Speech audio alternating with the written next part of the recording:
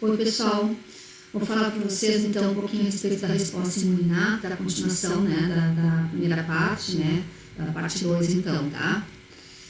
Começamos lembrando que as células da resposta imunológica, todas elas têm vida curta, todas lembram se originam na medula óssea das células-tronco e possuem poucos dias de vida, no máximo algumas delas às vezes podem viver alguns meses sucessivos, tá? Então, passado esse período, elas vão sofrer apoptose, elas vão sofrer a morte fisiológica e vão ser repovoadas o tempo todo pela medula óssea. Elas nunca, então, elas vão se transformar, se diferenciar em células de memória. Células de memória a gente chama células de vida longa. Longa quanto? Muito tempo. Muitos meses, geralmente anos, até às vezes muitos anos. As células que podem se transformar em células de memória são somente os linfócitos, tá? Somente os linfócitos. Então, todas essas células da resposta imunológica são fundamentais, são importantíssimas para elaborar a resposta, mas elas têm poucos dias de vida. Por isso, elas não conseguem determinar uma imunidade duradoura. Tá? E uma outra característica, ela tem pouca especificidade. Bom, como que essas células, macrófagos, neutrófilos, dendríticas, mastócitos, etc., como essas células reconhecem, o que elas reconhecem dentro desses patógenos que fazem com que elas façam a fagocitose ou a endocitose? O que elas reconhecem, hoje se sabe que é um tipo de antígeno que a gente chama de PAMPs. PAMPs é a abreviatura de padrões moleculares associados a patógenos. Então vejam como não está dizido, ó. São moléculas padrões. Padrões significa o quê? Moléculas bem conservadas, que estão associadas, estão presentes em patógenos. Então são sempre padrões de moléculas presentes em patógenos. Quem seriam esses padrões moleculares associados a patógenos? Aqui eu coloquei a lista de alguns deles. Então, vejam, são todos eles constituintes de bactérias, de fungos, de vírus, que não fazem parte dos animais, que não fazem parte do ser humano, tá? São estruturalmente diversos dos componentes que fazem parte das células animais, mamíferos e dos humanos, tá? Então, por exemplo, eu coloquei aqui, ó, lipoproteínas diacetiladas, peptidoglicano, lipoproteínas bacterianas, ácido lipoproteicoico, flagelinas, imosan, proteínas de choque térmico, moléculas de células necróticas, RNA viral, DNA bacteriano, proteínas víricas, ácidos graxos saturados, etc. Tá? Então, são sempre moléculas que não existem normalmente. Então, são padrões moleculares associados a patógenos. E como que eles reconhecem esses PAMPs? Como que as células reconhecem esses PAMPs? As células reconhecem esses PAMPs porque elas possuem nas suas membranas, elas possuem receptores que se ligam nesses PAMPs. E esses receptores, a gente denomina eles de receptores de reconhecimento desses padrões, ou PRRS. Tá? Então, receptores de reconhecimento de padrões. Então, existem vários desses receptores, dependendo do tipo de célula, possui mais abundantemente um tipo ou outro. Por exemplo, receptores para manose, receptores chamados de varredura, similares a RIG, similares a NOD, de leptina tipo C e chama a atenção aqui, ó, que está sublinhado, os Toll-like receptors, TLR. Veja que nessa figura aqui está ilustrando o macrófago. E aqui está tentando ilustrar que o macrófago expressa uma série de receptores que permitem que eles reconheçam diferentes tipos de patógenos. Então, o macrófago vai ter um receptor, vários receptores do tipo Toll, aqui tem um Toll-like receptor 2, 4, receptor para glucano, para manose, para LPS, receptores de varredura, tá? E assim são as células ináteis, elas têm essa diversidade de receptores de reconhecimento de padrões, para reconhecer os PAMPs. Então, esses receptores eles são presentes principalmente, mais abundantemente nessas células, que são as dendríticas, os macrófagos e os mastócitos. Essas três células elas são muito importantes no reconhecimento inicial desses patógenos e essas células fazem reconhecimento principalmente então por uso desses padrões de receptores de reconhecimento. Reconhece essas, e por isso elas são chamadas de células sentinelas, tá? Dentro desses receptores de reconhecimento de padrão, então existem alguns que ficam no citoplasma da célula, então ficam dentro da célula, em membranas citoplasmáticas, não na membrana citoplasmática externa, dentro do citoplasma, membranas internas, tá? Então aqui, ó, vejam aqui nesse desenho, está representando uma célula, e aqui está mostrando, ó, receptores do tipo Higg, tá? E receptores similares a NOD. Tá? Então, esses receptores eles são super importantes para reconhecer alguns tipos de PAMPs, alguns tipos de antígenos que são PAMPs, né? Que são produzidos, que podem estar presentes internamente no citoplasma celular.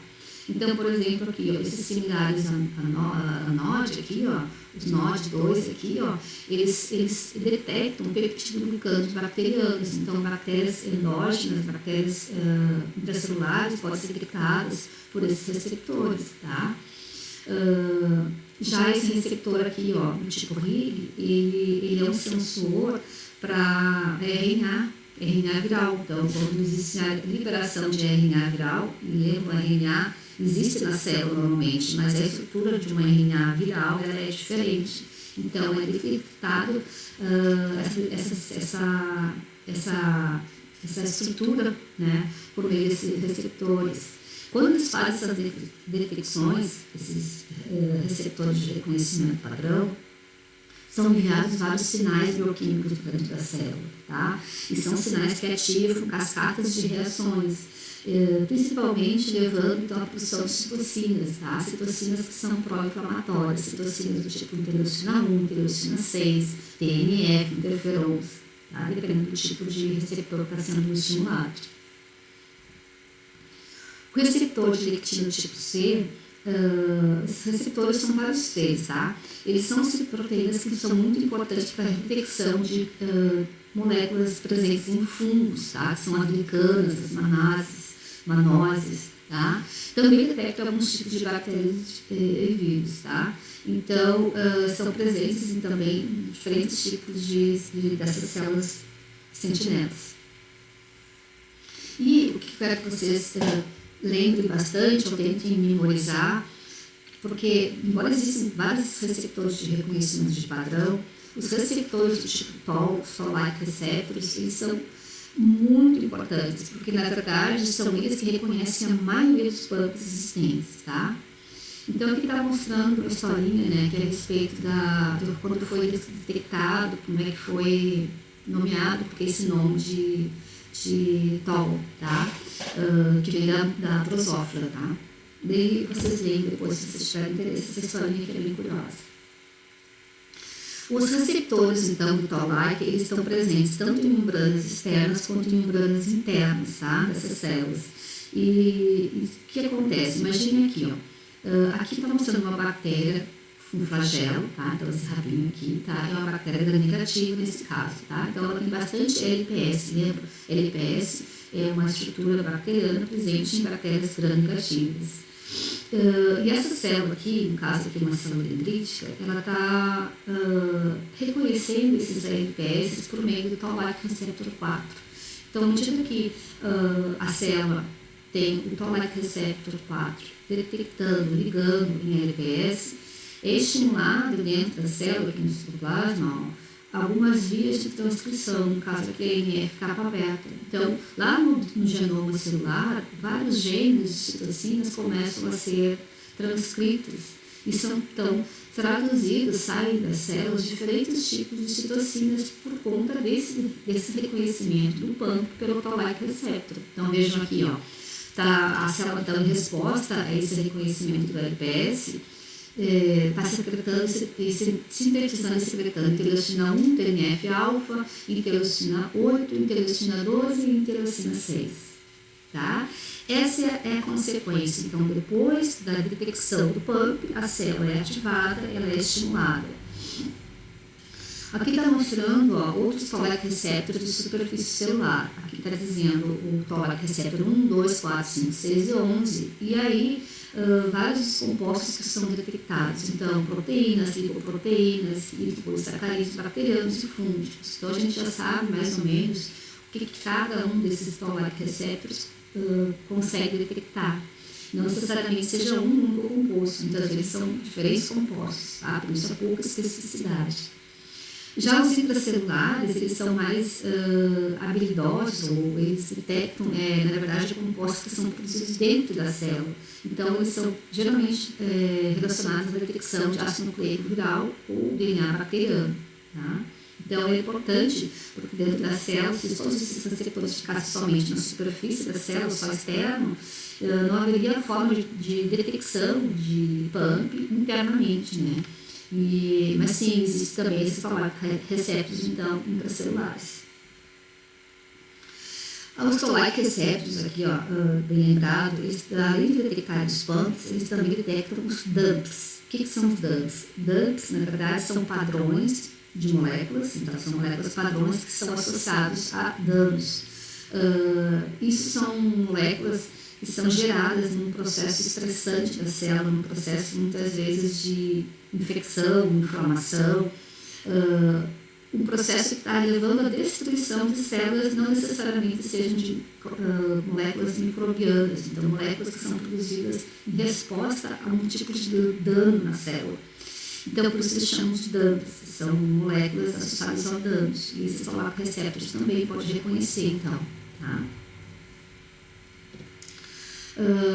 Aqui tem alguns exemplos de alguns DUNPs desses, extracelulares e intracelulares, né? Várias moléculas então que já se sabe que são DUNPs, tá? Quando esses padrões são detectados, então a célula pode fagocitar, essa célula problema pode ser estimulada a produzir um determinado tipo de citocinas que vai resolver esse problema. Bom, então assim, não esqueça. Qual é a importância? O que são os PAMPs? PAMPs são padrões moleculares associados a patógenos. São as moléculas antigênicas que as células do sistema imunato detectam, reconhecem. Tá? Como que elas reconhecem? Por meio de receptores de reconhecimento desses padrões. E o principal deles é chamado de toll-like receptor. E o que acontece quando então uma célula que tem um toll-like receptor detecta o PAMP? O que acontece é que é ativado vias de sinalização intracelular. Então, várias reações químicas são geradas que vão terminar na síntese de citocinas, muitas vezes de quinosinas, e também moléculas coestimulatórias. Essas moléculas coestimulatórias são moléculas que normalmente não estão presentes em células em repouso, mas quando elas são então estimuladas a serem produzidas, significa que está sendo ativada essa célula. E essas moléculas coestimulatórias são super importantes para se aderirem nos linfócitos T, por exemplo, quando há essa necessidade. Tá? Então, tudo isso, essa sinalização forte, vai proporcionar com que realmente a célula consiga fazer a sua tarefa, que ela seja totalmente ativada, se torna totalmente funcional para responder em resposta a esses patógenos. Tá? Bom, então vamos pensar também o seguinte: bom, o neutrófilo ou macrófilo, ele detectou, não por opsonização, mas poderia até ser escrito, né, detectou um PAMP, detectou PAMPs nos neutrófilos macrófagos, fizeram a fagocitose. Bom, e aí você sabe que depois da fagocitose, essas células fagocíticas podem destruir. Mas de que forma? A destruição ela pode ser pelas enzimas dos lisossomas. Lembro, os neutrófilos e macrófagos são células que possuem organelas chamadas lisossomos, e os lisossomos possuem mais de 50 enzimas, então são capazes de destruir, né? Mas, detalhe, na verdade, isso é só um mecanismo de destruição após fagocitose. Muitas vezes, e na verdade, na maioria das vezes, a destruição ocorre pela via da explosão respiratória, tá? E também, no caso dos macrófagos, principalmente pela produção de óxido nítrico. Os neutrófilos também têm um sistema de destruição que chama NETs, que eu vou explicar agora para vocês. Bom, então aqui tá, ó. Então imagine aqui, ó. Lá bem aqui em cima, bem aqui à esquerda, está mostrando uma célula com um lisossomo, um receptor de manose, um receptor de varredura, um receptor de integrina, então, vários receptores de reconhecimento de padrão.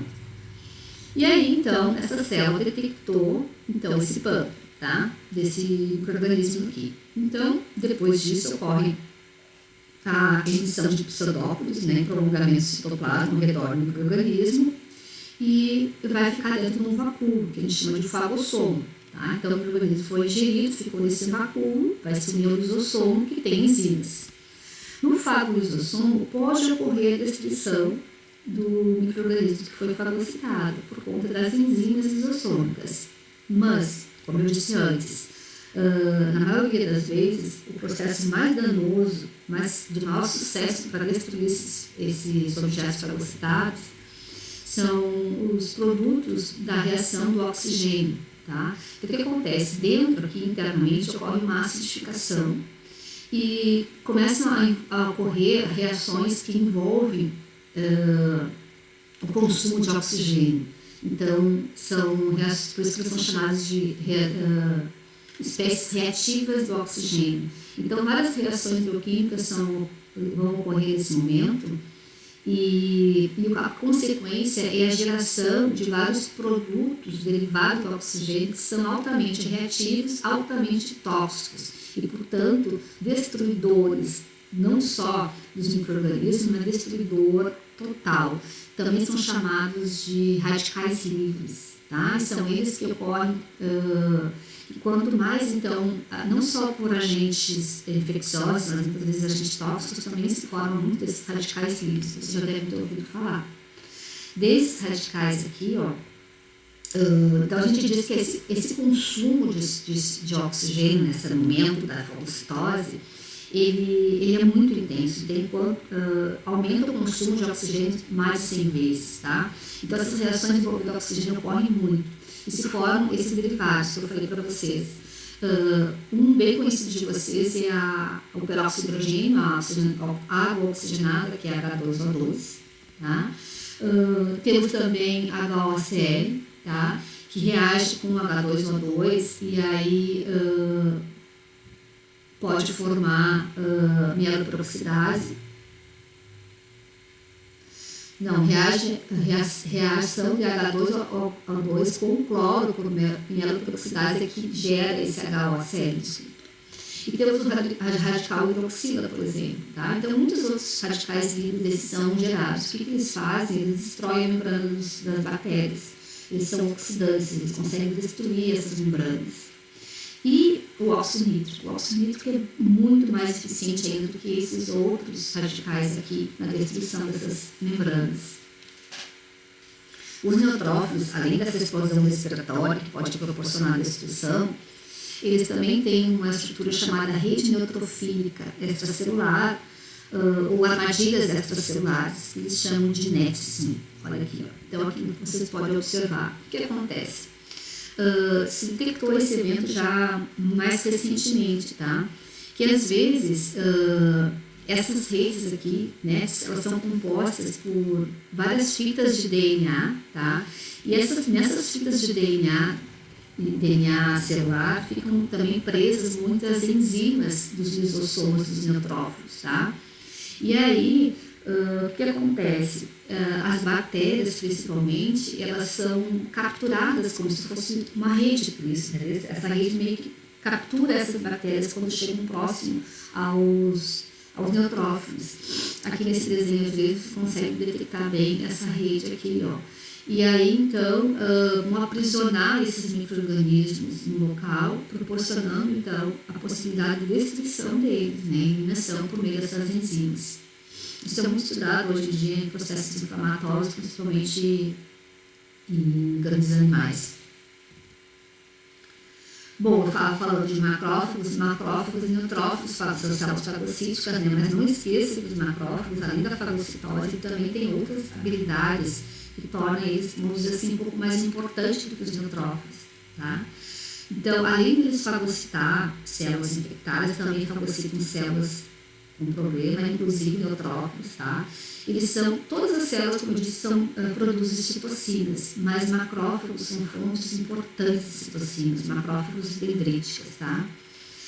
Diferente dos neutrófilos, lembro que o macrófago pode apresentar antígenos dos linfócitos TCD4 e os macrófagos também são responsáveis por todo o processo de cicatrização, de recomposição, reestruturação do tecido que foi lesionado e que precisa ser recuperado após a destruição microbiana. E os macrófagos, eles podem, depender então do ambiente, da situação, dos pumps, daquela resposta inicial que eu expliquei para vocês, um macrófago ele pode se diferenciar em macrófagos que a gente chama de M1 ou M2.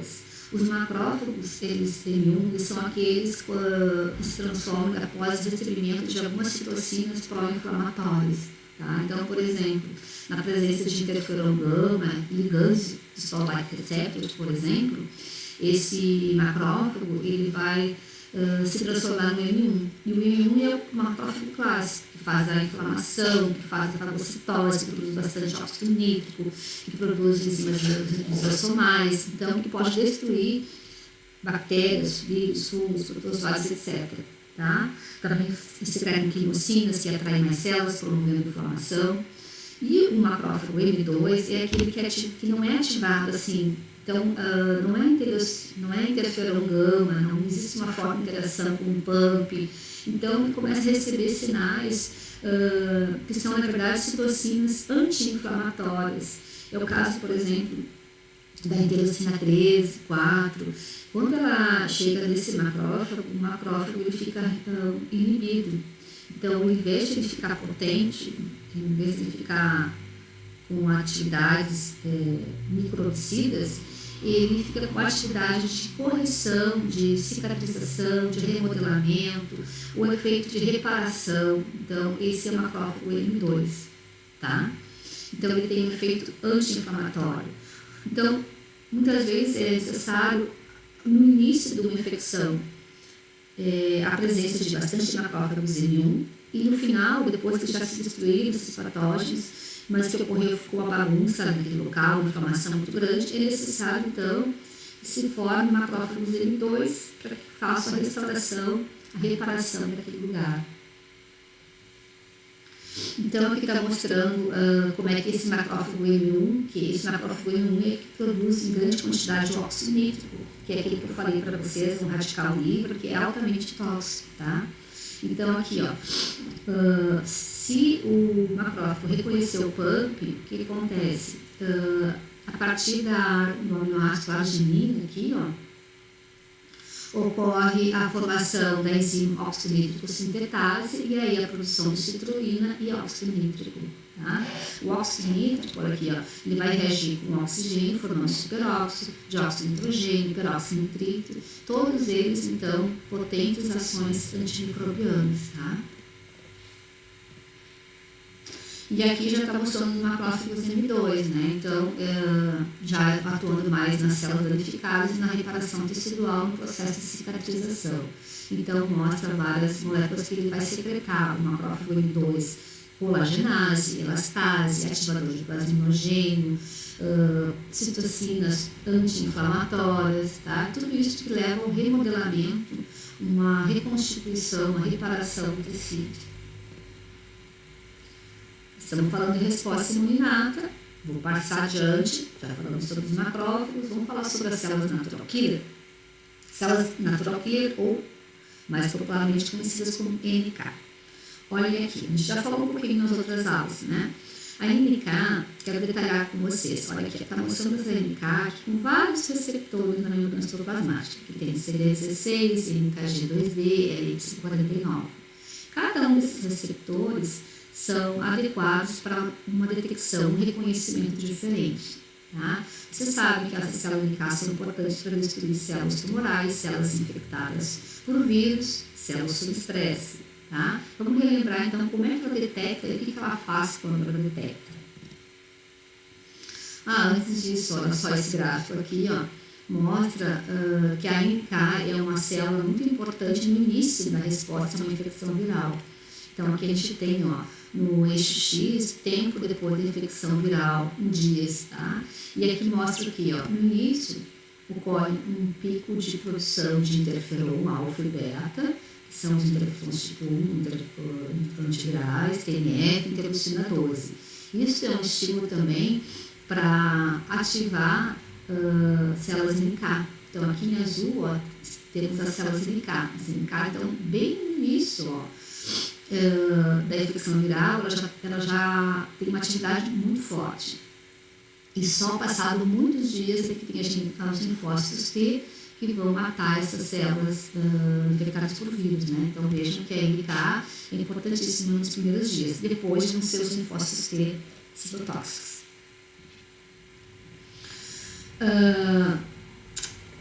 Olha só, aqui está um slide para relembrar vocês que as funções das células imunes, e isso inclui as células NK, elas são reguladas sempre por diferentes citocinas.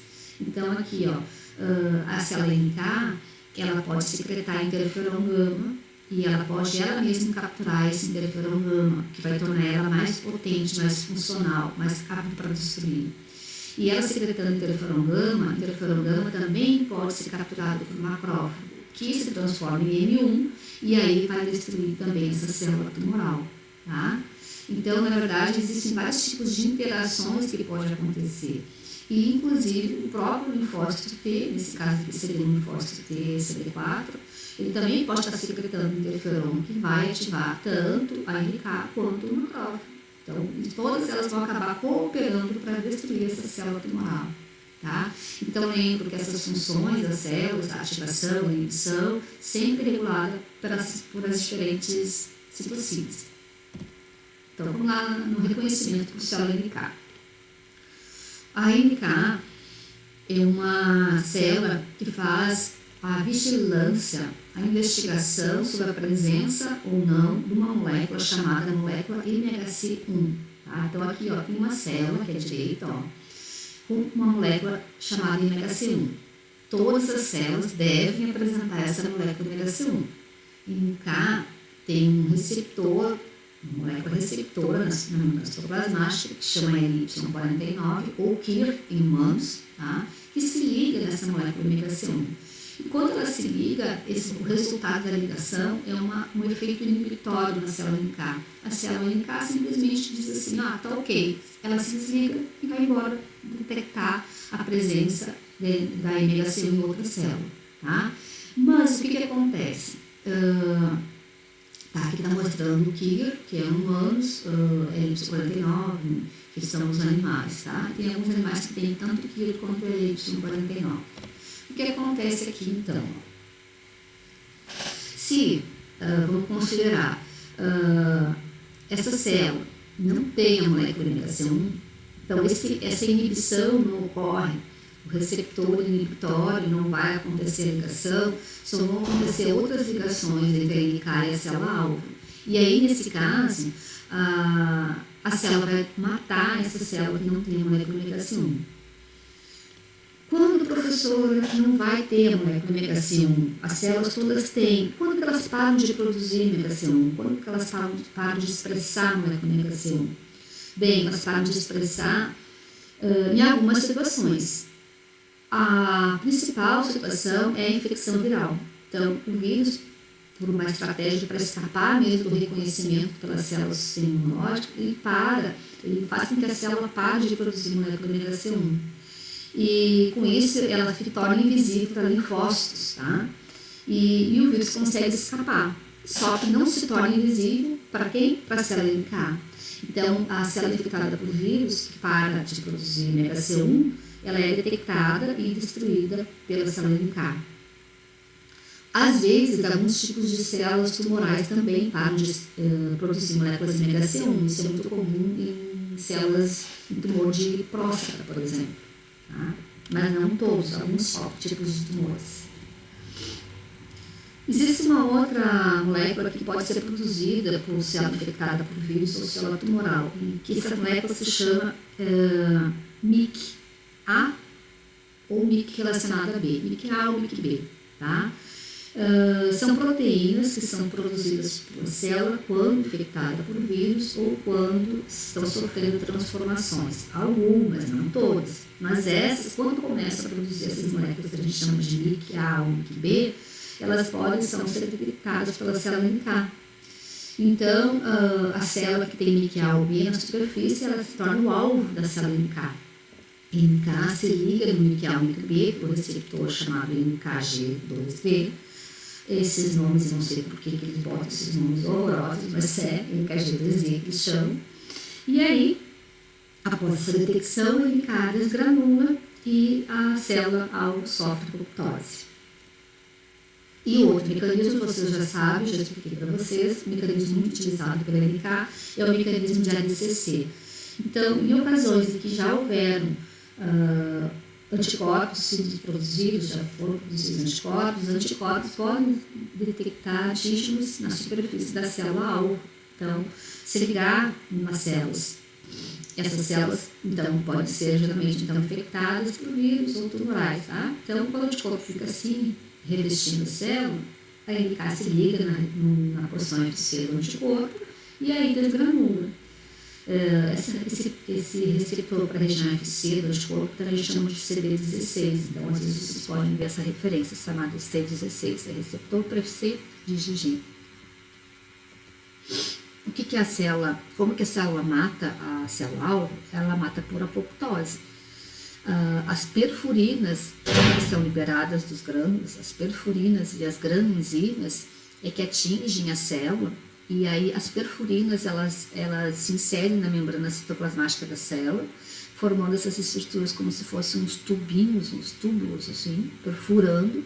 As granulenzimas entram dentro do citoplasma celular e fazem a destruição do DNA celular, tá? E aí então a célula morre por apoptose. Aqui está dizendo que ele também secreta citocinas, tá? Mas para destruição por apoptose, as moléculas que estão envolvidas nisso são as perfurinas e as granulenzimas. Bom, as células dendríticas, gente. Então, as células dendríticas têm uma função super importante na imunidade inata, porque eu já tinha comentado também anteriormente com vocês, elas são as principais células que fazem a conexão entre a imunidade inata e a adaptativa, tá? Elas têm muitos prolongamentos, elas são muito hábeis em detectar os pumps, elas são muito habilidosas depois de detectar os patógenos, de migrarem até os tecidos linfóides e lá fazerem a apresentação de antígenos para os linfócitos T, tá? Então aqui, ó, vamos tentar entender essa loucura desse desenho aqui, ó. Aqui, ó, na letra A, temos uma célula dendrítica, que é essa roxinha aqui, ó. Tá mostrando aqui, ó, Toll-like receptor 4, 5, vários outros receptores de reconhecimento de padrões. E aqui tá reconhecendo, tá, alguns patógenos. E o que acontece como consequência? Ela tá cooperando com essas células aqui, ó, que estão mostrando essas redondinhas em cinza, que são células naives, são células virgens.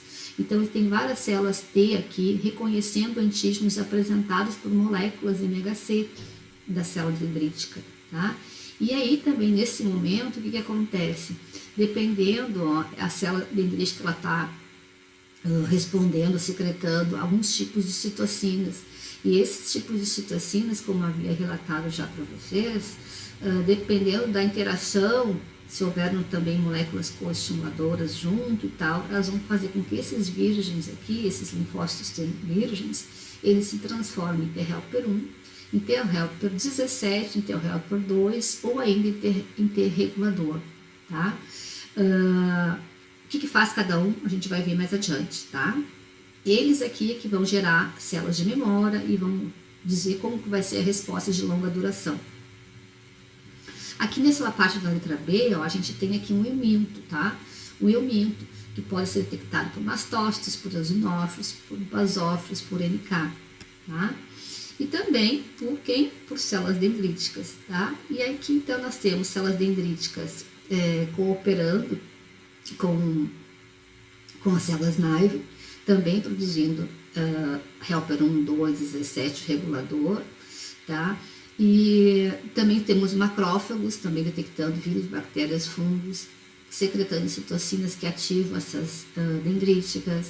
Também temos células NK detectando aqui e fazendo também a secreção. Então, essas setinhas aqui mostram a inter-relação de todas essas células, tá? Trabalhando para combater esse aumento. Nós vamos ver uma aula sobre resposta imune contra parasitas. Eu vou detalhar um pouquinho mais isso aí. Então, gente, assim, para finalizar, não desfaçam da imunidade inata, tá? A imunidade inata é crítica para iniciar e para determinar o tipo de resposta imune específica. Então, dependendo do patógeno, as moléculas MHC que existem nas células dendríticas vão apresentar antígenos para os linfócitos T. E nós vamos ter, depois, vocês têm que ter em mente o seguinte, que enquanto não existir a participação de linfócitos T, não existe memória imunológica. Então, não existe resposta de longa duração. A imunidade toda é inata, é uma imunidade de curta duração, poucos dias.